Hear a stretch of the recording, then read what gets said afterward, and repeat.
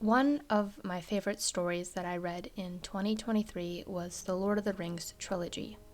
I read the books in August and September and watched all three movies quickly after, and I loved the entire thing. The books were fantastic, which surprised me because I thought my Zoomer brain would be bored, and the movies were dynamic, enthralling, and emotionally charged, with a powerful soundtrack, an entertaining cast, and breathtaking visuals. I was immediately impressed. It's not often that book-to-movie adaptations are executed so well, and I finally got the hype. But there are some aspects I wasn't a fan of, and aside from cutting out Tom Bombadil and Goldberry, I'll be addressing two major ones here. Mainly, I'll focus on their portrayal of Eowyn, and then I'll briefly mention my critique of the casting choices. Enjoy. In the Two Towers, Aragorn, Gandalf, Legolas, and Gimli are in Rohan to ally with the Riders to take down Sauron and all of that. But before that can happen, they stop at Meduseld, where they break the curse that is on Theoden that was caused by Wormtongue and Sauron. The courtesy of your hall is somewhat lessened of late. Theoden King. He's not welcome. Eowyn is first introduced here as the sister of Eomer and the niece of Theoden. Her and Aragorn kind of flirt during the visit as well, but it's not super obvious. Gandalf and the crew are successful in winning over the Rohans, and as they leave, Theoden wonders who to leave in charge of his people, because in the books, most of the everyday citizens actually stayed in the main city, and no battle occurred there. Perhaps in the movie they didn't do this to make the battle more high stakes and dramatic, but there were never any children or women hiding out during the Battle of Helm's Deep. Anyway, Theoden's like, duh, I might not have any trusting men who can rule in my stead, but I do have Eowyn, and so she's left as ruler, which is pretty cool. I really liked the last look at her as the army left. The book reads, "Alone Eowyn stood before the doors of the house at the stair's head. The sword was set upright before her, and her hands were laid upon the hilt. She was clad now in mail, and shone like silver in the sun." This was sincerely the only strong female character moment this book series had up until now.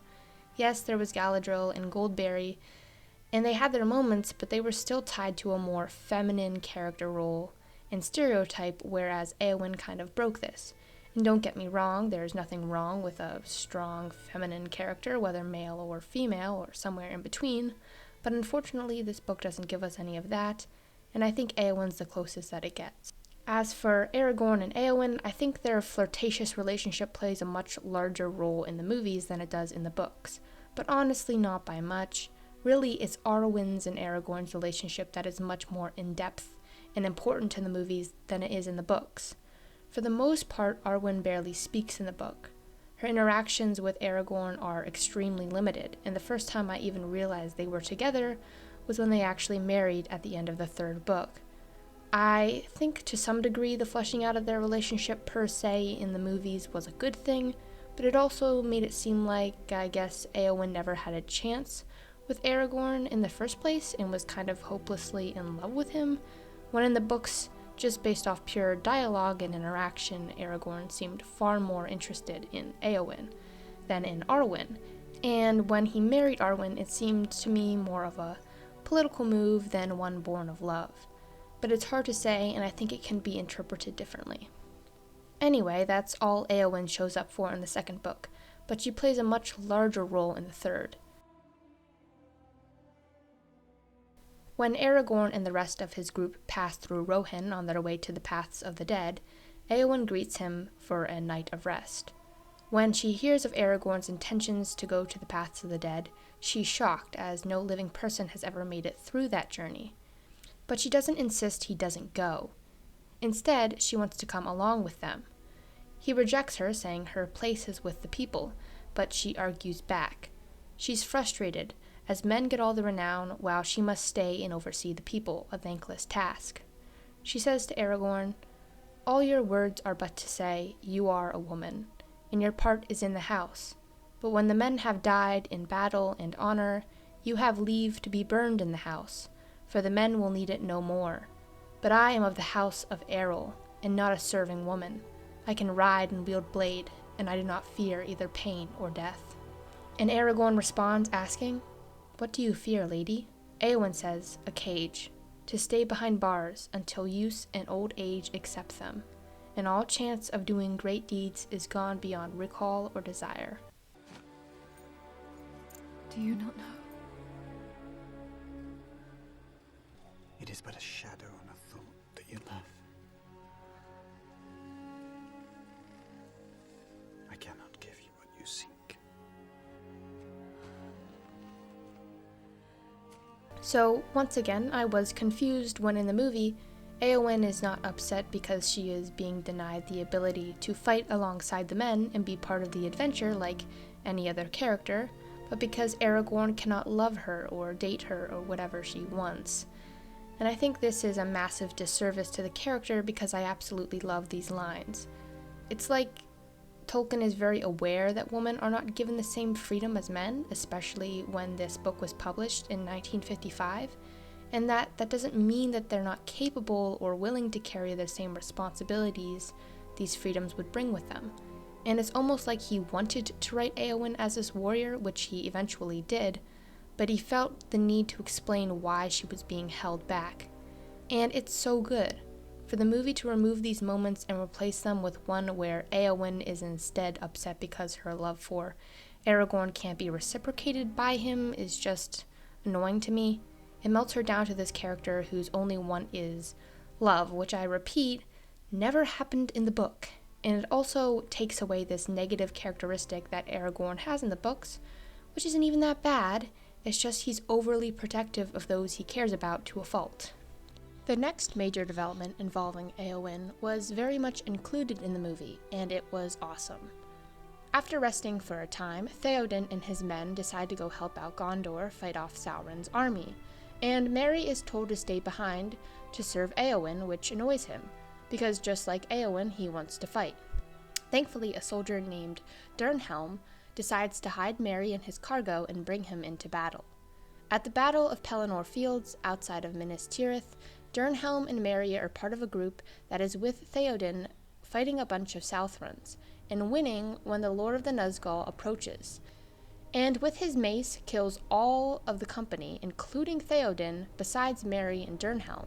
In anger, Durnhelm challenges the Nazgul and reveals himself to actually be Eowyn. With the help of Merry, and after her arm gets shattered by the ring wraith, Eowyn is able to kill the Nazgul, only then to pass out. The Nazgul Lord said, "Hinder me, thou fool. No living man may hinder me." Then Merry heard of all sounds in that hour the strangest. It seemed that Durnhelm laughed, and the clear voice was like a ring of steel. "But no living man am I. You look upon a woman. Eowyn I am, Eowyn's daughter. You stand between me and my lord and kin. Begone if you be not deathless. For living or dark undead I will smite you if you touch him." This was the staple Eowyn moment in both the book and the movie. That is just so awesome, and I can't hate on the movie here because they did an incredible job. Everyone thinks Eowyn died alongside the king, and they're both brought to Minas Tirith. When they reach the city, Prince Imrahil greets them and realizes, oh crap, Eowyn's actually alive. So she's rushed to the House of Healing and laid there with Faramir, who is also unconscious, and Merry, who is injured from stabbing the Nazgul as well. Now, Faramir is greatly injured as well, after being pushed too hard by his father Daethlenor in battle, and being struck by an evil dart, and also almost killed by Daethlenor himself, who goes insane and almost sets himself and Faramir on fire, to burn to death when he thinks the battle is hopelessly lost. So anyway, that's why Faramir is there too. After the battle is won, Aragorn uses his knowledge of plants to wake Faramir and Eowyn by sprinkling Kingsfoil broth on them. Before she woke, Aragorn, Gandalf, and Éomer talk about why she acted the way she did. They discuss whether it had anything to do with Wormtongue manipulating her, or if her statue as a woman waiting on a crazy old man, aka Theoden, caused this when she had the blood of a shield maiden. But whatever the reason was, they all agreed she seemed miserable far before the recent events. Perhaps she had always felt caged. Despite all these signs pointing to her lack of freedom being the cause for her misery, Aragorn commands her to be kept in the healing house for 10 days, no matter what she wishes. And once again, I think this is a minor flaw to Aragorn's character, if that. It shows he is perhaps overbearing and cares too much for those he loves, so it's not really a bad thing, but it still causes him to overlook her feelings. But I do think these actions are justified from the perspective of Aragorn. However, the end result is still that through his actions, Aragorn keeps Eowyn within a metaphorical cage by not letting her make her own decisions. This to me is the action that breaks Eowyn's slight crush on Aragorn, which isn't much more than a minor fascination due to Aragorn being everything Eowyn wishes she was, but the rose-tinted glasses are removed, and when Eowyn fully awakes, she is once again miserable, which is also partially worsened by the effects stabbing the Nazgul Lord had. She seeks Faramir and tells him, "It is not a lack of care that grieves me. No houses could be fairer for those who desire to be healed, but I cannot lie in sloth, idle, caged. I looked for death in battle, but I have not died, and the battle still goes on." She asks Faramir if he will let her go, but as she does so, begins to doubt herself. The problem is he is also chained to the House of Healing, stuck there as Aragorn is king and has commanded it so. So Faramir can be of no help. But he talks to Eowyn and comforts her. He arranges for her bedroom to have a window facing east and compliments her on her victory in battle. Over the next few days, they spend their time walking around the gardens, chatting and enjoying each other's company, and as they do so, they fall in love. It's a mutual and respectful sort of love, and Faramir and Eowyn complement each other wonderfully. The movie tends to focus on Arwen and Aragorn's love story, but it's basically non-existent in the books, whereas the Faramir and Eowyn love story is much more important. The books barely focus on lovey stuff either way, which I tend to prefer. Anyway, when news of the victory reaches Minas Tirith, Eowyn stays there instead of going to the celebrations, and Faramir kind of calls her out. He says she loves Aragorn because he is powerful, and she wants to have glory and fame just like him. But when Aragorn responded to this with pity, she only wanted to die in battle. Faramir says, "Do not scorn pity that is the gift of a gentle heart, Eowyn. But I do not offer you my pity, for you are a lady high and valiant, and have yourself one renown that shall not be forgotten. And you are a lady beautiful, I deem, beyond even the words of the elven tongue to tell." In one stroke, he's telling her that her harsh feelings towards Aragorn are not truly just, because he's only acting out of care for her, and he's also telling her that he does not pity her. No, he respects her as an equal.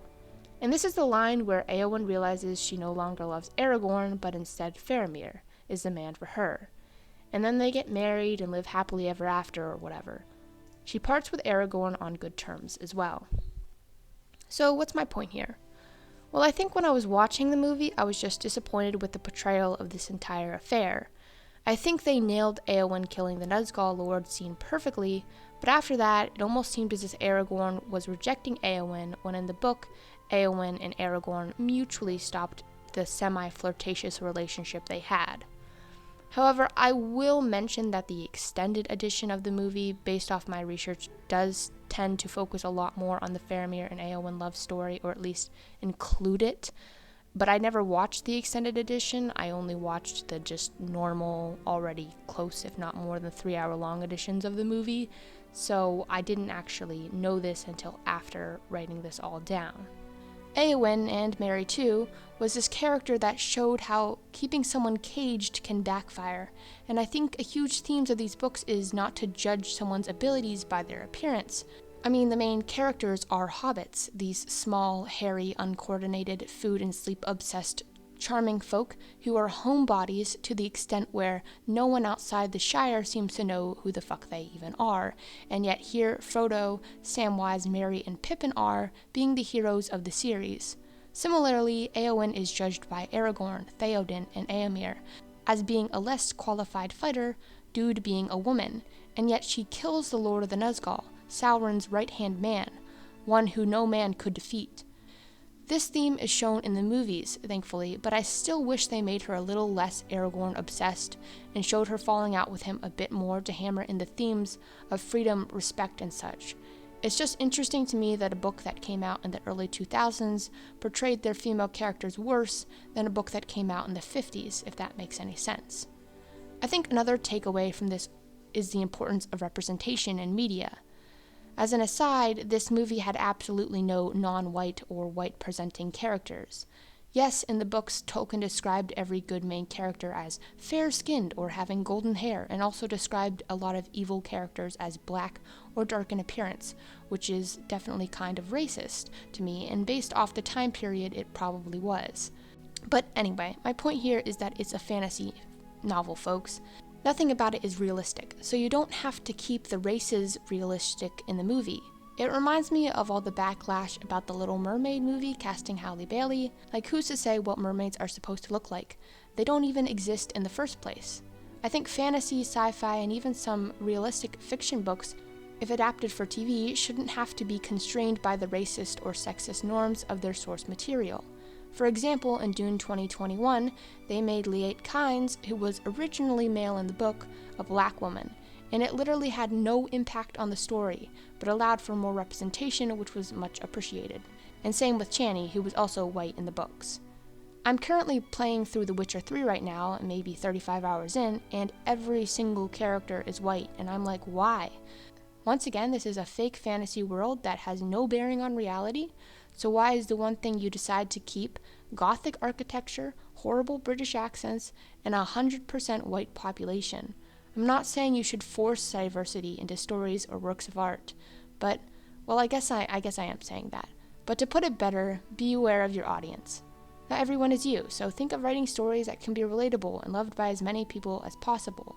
Don't get me wrong, I love Lord of the Rings and the movies, and the Witcher game is awesome so far. Additionally, I love the anime Vinland Saga, and that's an all-white male show.